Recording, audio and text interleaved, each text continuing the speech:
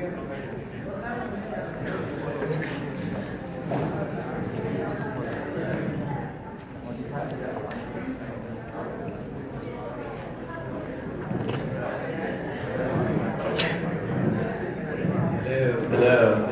Okay.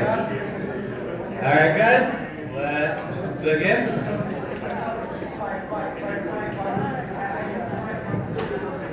All right.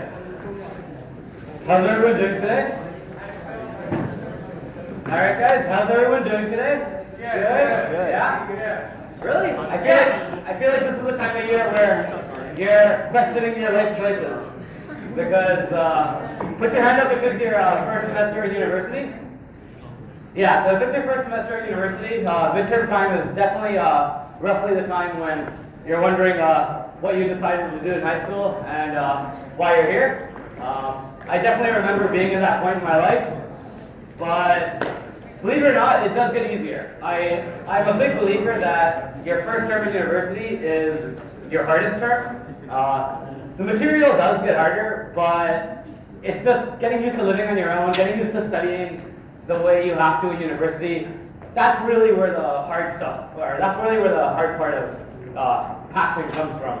The material is definitely harder, but as you go on, it doesn't get that much harder. It gets there's a big jump from high school to university, but once you're in university, it just slowly builds on itself. And so, if you can do well this term, if you can even pass this term, you're probably good, because believe it or not, in my first semester in university, I think I was taking Math 135, CS 115, Math 137, and I was a double degree student, so I was taking Laurier courses BU 111 and Econ 120, and I think my average was 66, and I barely passed everything. And then second semester I failed Math 136 and a few other courses.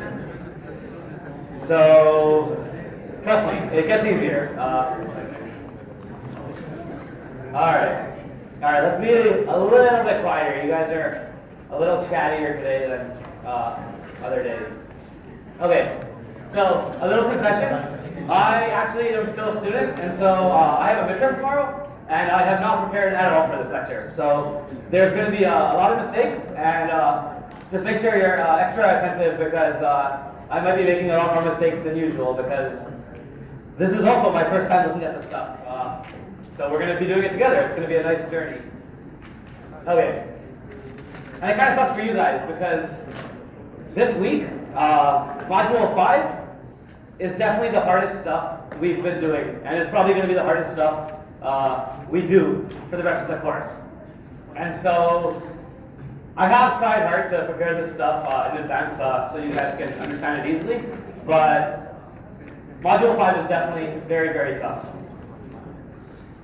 Okay, so where did we leave off? Well, we left off talking about recursion. And what we saw with recursion was we saw a function called mylength. And okay guys, let's be quiet. We saw a function called mylength, and what this function did was tell you how many elements were in the list. And I want to make it very clear that understanding this function is extremely, extremely critical for understanding the rest of the course. Let's see what this function does. First, it checks if the list is empty. Why does it do this? Because we know a list can either be empty or it can be cons something with more list of that thing.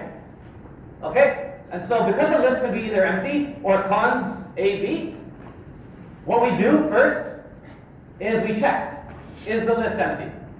Because that's what we call our base case. Our base case is checking if the list is empty. Because that's telling us there's nothing left. We're done our recursion. And if we're done our recursion, well, what do? If there's nothing in the list, we're going to return 0. And we're returning 0 because, well, the question asks how many things are in our list. And in an empty list, there's 0 things. Now, if the list is not empty, then we know it's cons A, B. And so what we have to do is we have to do something to A. Let's go back to our template, because our template is going to be very, very useful in solving recursion questions. The template says, if the list is empty, do something. And we've seen that. If the list is empty, we're going to return 0. Okay? What else does our template say? If the list is empty, do something. We're returning 0. Else, do something to the first of the list, and then call our function on the rest of the list. Okay? And so, what we need to do is we need to do something to the first of the list. So else, what are we going to do to the first of the list? Okay, so this is not the best example for the template because we're not actually doing anything to the first of the list. All we're really doing is accounting for the fact that it's there, because we're counting how many things are in the list. And so to account for that it's there, we're just adding 1. We're adding 1, and then we're calling our function on the rest of the list. And this part right here is the hardest part to understand. To understand that you're calling your function again, and you're calling it on B. Remember, we have cons A, B. And we're calling our function on B, which is the smaller version of our list. It's the rest of the list. Okay? If you can understand this function, you're very, very you're good for what's gonna come. But you really need to understand this function. If you don't understand this function, you're gonna fail the course. Just like, I'll be very blunt. You're gonna fail the course if you don't understand this. Oh, speaking of which, we're actually we're in the process of constructing your midterm right now, and currently it looks pretty easy. But like I said earlier, we're aiming for a class average of like 70 to 75, and so we're gonna like make it a lot harder now. I think next class I'll go over like more of a breakdown on what like different parts are going to be stressed and what parts are not going to be stressed. It's going to currently cover up to the end of Module 5. And after today, we should be finished Module 5. And if not, we're going to finish the rest of it next class. But your midterm, it's on Monday, right? Right? When is it? I don't know. Your midterm is sometime after reading week. And yeah, so next class I'll talk about the details of what parts are going to be more emphasized, what parts are not going to be emphasized. But right now I'll tell you it's going to be up to the end of Module 5. And anyways, recursion this is going to be on it, but it's not going to be that stressed. We're definitely going to be stressing earlier stuff like structures and conditionals and tracing and that kind of stuff. But I'll go over that in this class. Your final exam, on the other hand, is going to be Module 5 and onwards. And so, well, it's going to be cumulative, but this stuff is definitely going to be highly more emphasized. So, we need to understand what this function does. Okay? Put your hand up if you understand what this function does. Put your hand up if you don't understand what this function does. Alright. You guys are probably not going to put your hand if you don't understand it, but I hope you really do, because, well, you're going to fail it. And then we did a trace. We saw how you could go through this function and go down to a single value, and we got 2. And then later on we talked about condensed trace. And condensed trace is pretty important because a condensed trace is our way of not going through all the conditional steps. Because over here we had all these conditionals, and we had to go through all these conditional traces, but a condensed trace lets us simply put out the answer of what the function returns.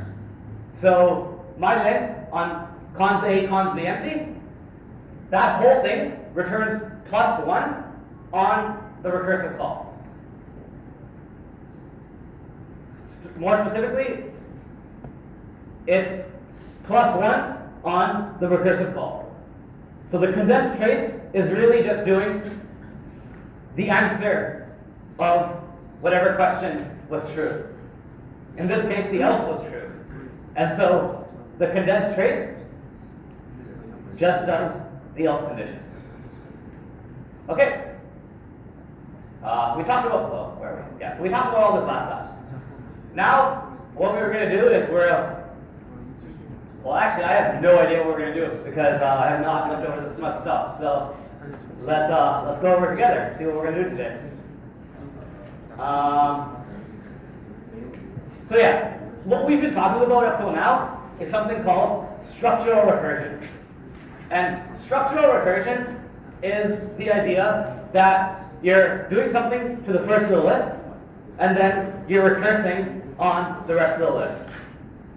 In Module 6 and 7, we're going to see other kinds of recursion.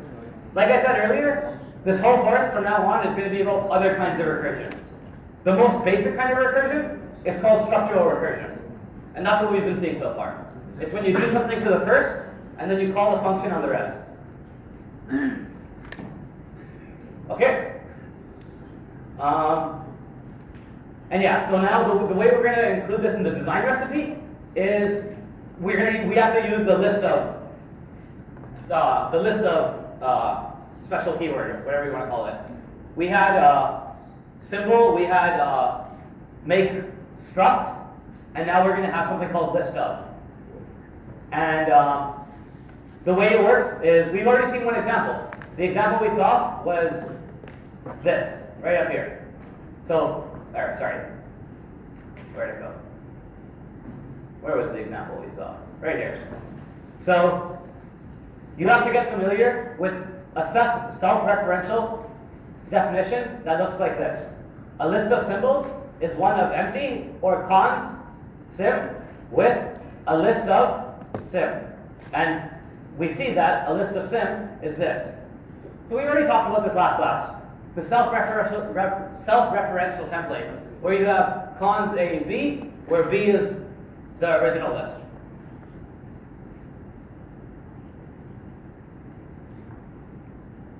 Okay, and this is how we're going to be defining lists from now on. We're going to say a list is something, a list is either empty, or it's something followed by list of more of that thing. Okay, and the template's going to be very useful. Trust me, when you guys are solving assignment questions, you're going to see that the template for recursion is a very good place to start to try to solve your questions. Yeah. Where are we? Okay. Why is this battery not working again? Okay. So, yeah, this is, we don't need to go over this. We've already talked about it. Yeah, so like I said earlier, the one thing that's going to change in our contracts is, well, these are the basic data types that we have. And then we saw compound data types that were structures, like an MP3 info for a structure. And now we're going to have something called list of symbols, list of numbers, list of strings, list of booleans. And we're also going to be seeing list of structures later on. Right now we've only been seeing list of symbols, list of numbers, and list of these basic data types, but you can actually have list of students and list of structures. And the way we specify this in our contract is using the list of notation. Any questions? Should be pretty straightforward. Nothing too complicated so far.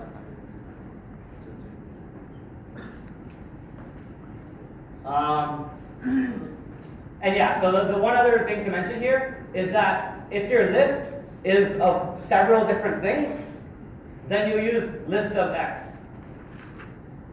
So if you have a list of numbers and strings and booleans, then you're going to use list of X as opposed to whatever.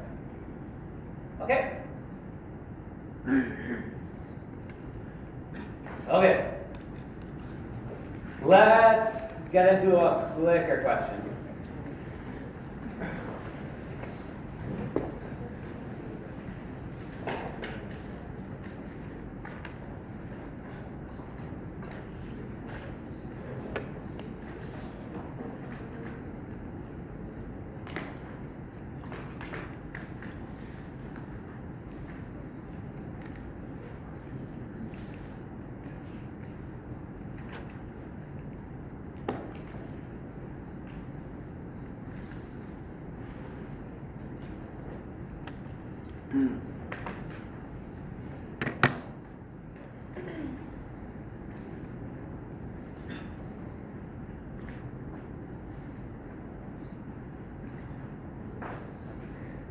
This one should not be hard. If you guys don't get this, I'll be very upset.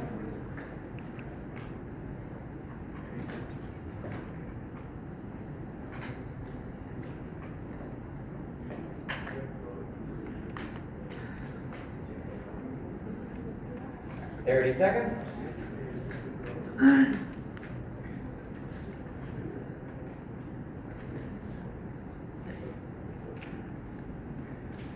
15 seconds.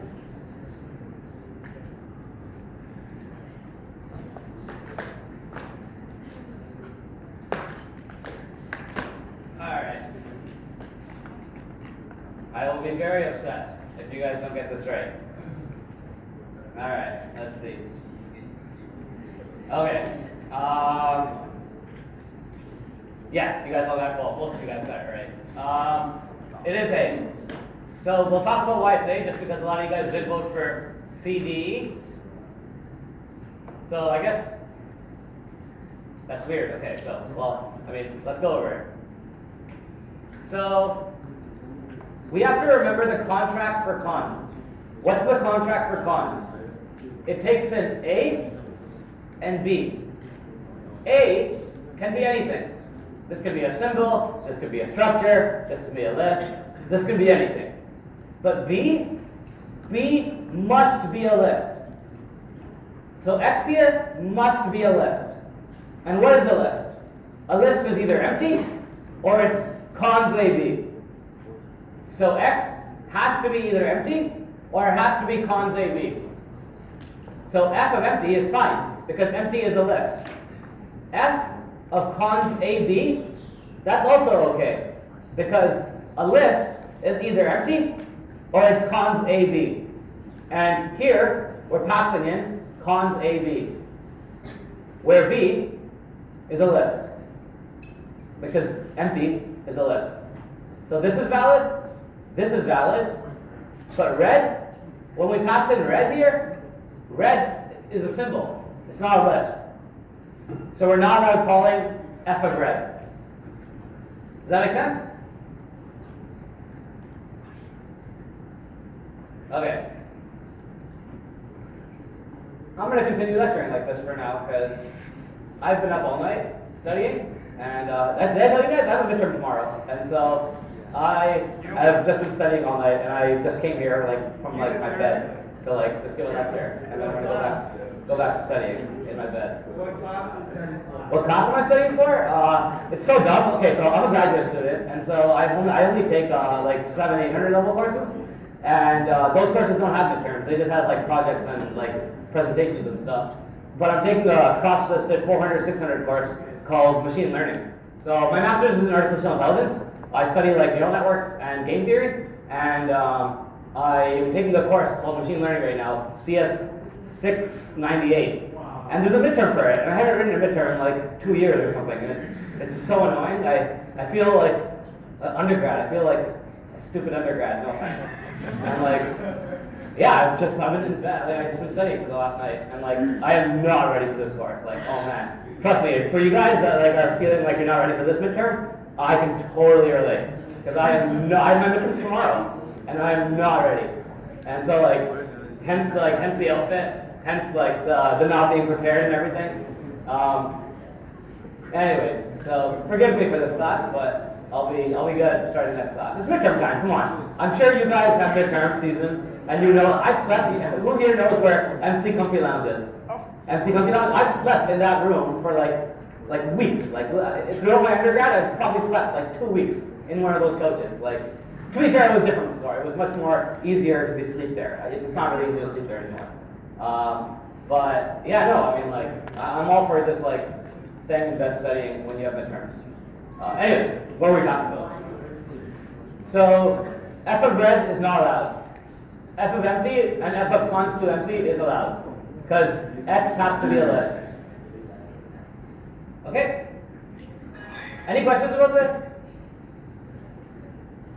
No? Okay. Okay, so let's talk a little bit about templates. Because like I said, templates are going to be very useful when we need to solve questions for lists. So the way a function that consumes list looks like is as follows. The function is called, well, it's called whatever. In this case, we're just going to call it list of x template. And it consumes list of x. Usually, you're going to specify what this is. Your assignments are going to tell you it's going to be a list of numbers, a list of symbols, or if it's a list of many things, you can write a list of x. But the whole idea is your function is going to consume a list of something, and then it's going to produce something. And this is the same as before. If it's empty, do something else, do something to the first of the list, and then call the function on the rest of the list. Okay?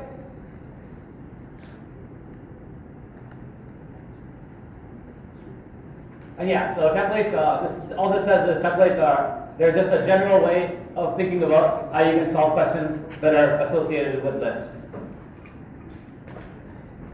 Okay. What does this say? Yeah, you can read this on your own. I've kind of already talked about this. This just talks about how you're going to solve questions that are related to lists. And once we see examples, we'll see how this idea is used. Okay, so let's see an example. I really do think understanding recursion is best done by looking at examples. And so, well, actually, this one I'm going to try to get you guys to, solve it on your own, and then we're going to take it up as a class. So, count apples, ALOS, produces the number of occurrences of the symbol apples, or apple, in ALOS. Okay? So what is this function doing? It consumes ALOS. We presume, well, it'll tell us what this is afterwards, but it produces the number of occurrences of apples in ALOS. Okay? So the contract, it consumes a list of symbols, and it produces a nat, because it produces the number of occurrences of apple in ALOS. Does that make sense? Does the question make sense? A lot of times, understanding what the question does is like half the battle. We're consuming a list of symbols, and we're producing how many times we see the symbol apple in the list. So we see the symbol apple once, we see the symbol apple 0 times here. And on the empty list, we obviously see it 0 times. Okay? Where are we? Okay. So let's see how we can use the template to solve this question. So, where are we? Yeah. This mouse is really not working right now. Oh man.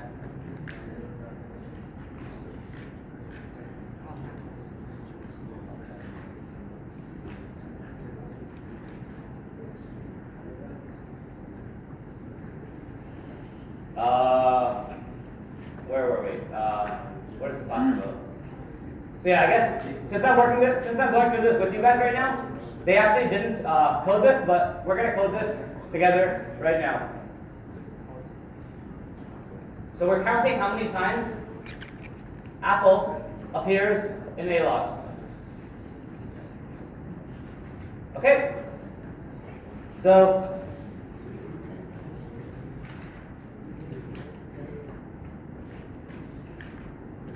define count apple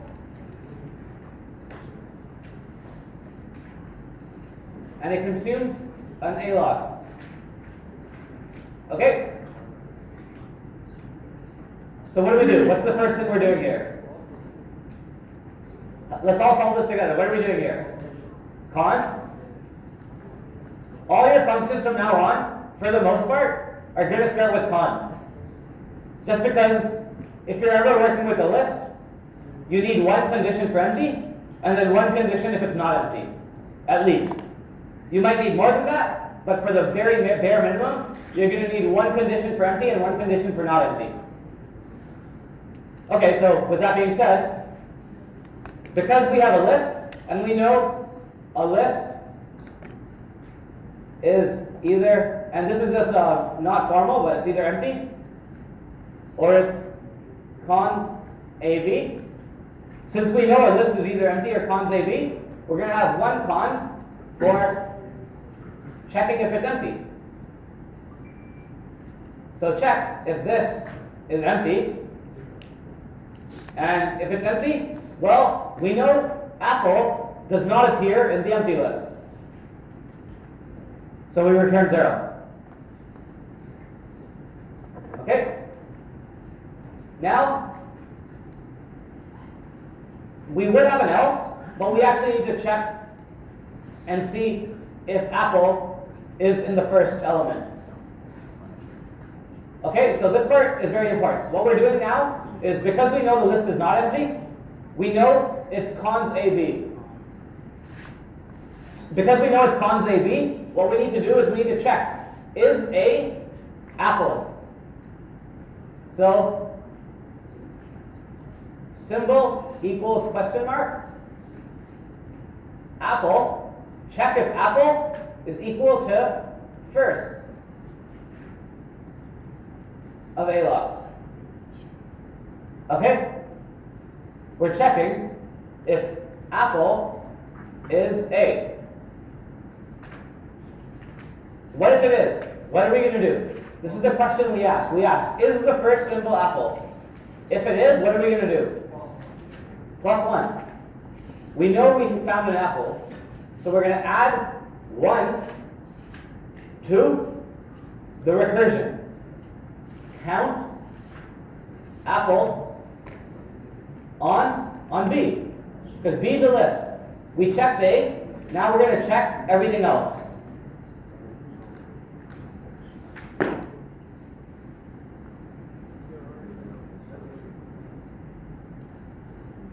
Does that make sense? I can't see it. Does that make sense? Put your hand up if you have a question. What we did here was, if we found Apple as A, if A was Apple, we're adding 1 to the rest. Now, the only other thing that can happen is the list is not empty, because we checked over here if it's empty. We know the first one here is not Apple, because we checked if it was Apple here. So the only thing left is if A is not Apple. So else, we know A is not Apple. We're just going to count apples on the rest. We're going to check. Okay, the first one's not Apple, so let's check the rest.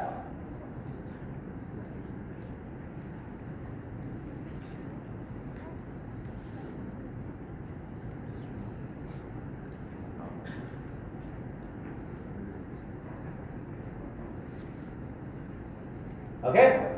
Does that make sense? Let's see what happens. Let's pass in a list and see what happens. So, we're going to pass in, we're going to call count apples.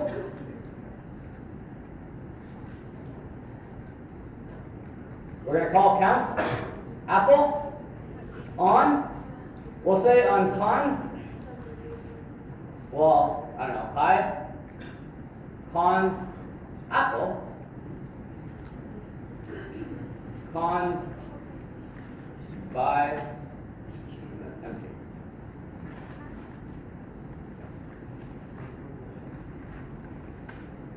Yeah? So I was wondering if this thing up here is can I write a variable as like list like apple pear? Good question. So the question was, right now we're writing lists like cons A, cons B, cons C empty. You can also write lists like list 1, 2, 3, like A, whatever, like da da da. Are you allowed using this notation as opposed to this notation on the midterm? Next class I'll have a better answer for you, because I haven't really gone over what we're allowed to do and what we're not allowed to do on the midterm yet. I believe you're not allowed to do this, because I think this is for Module 6, and I think we're saving it.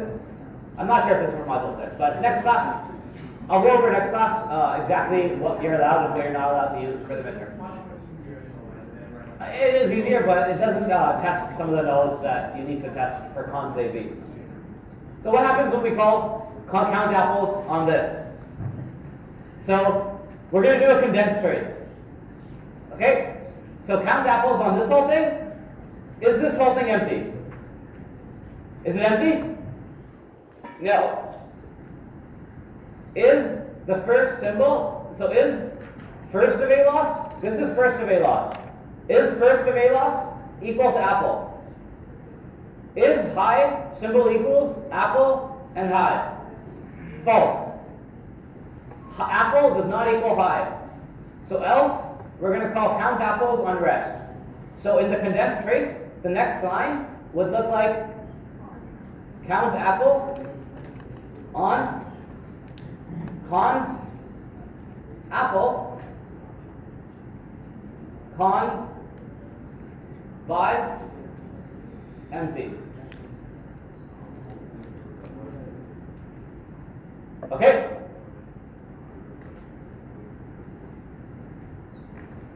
Because what we did was we did the else clause. We did this right here. We did count apples on rest. What's rest of a loss? Rest of a loss? Well, A is first of a loss. B is rest of a loss. So we did count apples on B. This is B. Okay? So now we're at this point. Now we do count apples on this whole thing. Is this list empty? No. Is apple equal to the first of a loss? Well, first of a loss is this now. Is apple equal to apple? It is. So we're going to do +1 on count apples on rest of a loss. So the next line will be +1 on count apples and then rest of a loss. Well, this whole thing is a loss. So rest of a loss, well, this is first of a loss. Rest would be B. This is the B. So we're going to do count apples on cons by empty. Okay? Now once again, count apples on this list. Is it empty? No. Is apple equal to